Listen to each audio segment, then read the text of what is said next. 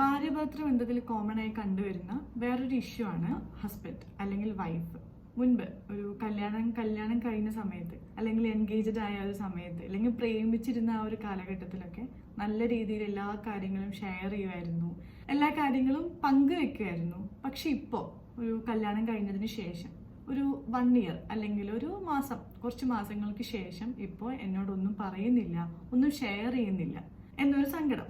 അതിനുള്ള മെയിൻ കാരണം എന്താണെന്നറിയോ? ഹസ്ബൻഡ് ആയാലും വൈഫായാലും ഒരു കാര്യം വന്ന് ഷെയർ ചെയ്യുന്ന സമയത്ത് അതിനെ അതേ രീതിയിൽ മനസ്സിലാക്കാതെ വരിക, അതിനെ അണ്ടർസ്റ്റാൻഡ് ചെയ്യാതെ കുറ്റപ്പെടുത്തുക, അല്ലെങ്കിൽ എന്തുകൊണ്ട് അങ്ങനെ ചെയ്തു എന്ന് പറഞ്ഞ് അവരെ ഒറ്റപ്പെടുത്തുക. അത് നമ്മൾ അറിഞ്ഞോ അറിയാതെ ആയിരിക്കും ചെയ്യുന്നുണ്ടാവുക, പക്ഷെ അത് ഫ്യൂച്ചറിൽ നല്ല രീതിയിൽ ബാധിക്കുന്നുണ്ട്. അപ്പോൾ ഇങ്ങനൊരു പ്രയാസം അനുഭവിക്കുന്നവരാണ് നിങ്ങളെങ്കിൽ ഒന്ന് ആലോചിച്ച് നോക്കുക, അറിഞ്ഞോ അറിയാതെയോ ഇങ്ങനൊരു സംഭവം ഉണ്ടായിട്ടുണ്ടോ എന്ന്. നമ്മുടെ ഭാഗത്താണ് തെറ്റെങ്കിൽ ഇനി അത് വരാതെ ശ്രമിക്കാമല്ലോ അല്ലേ?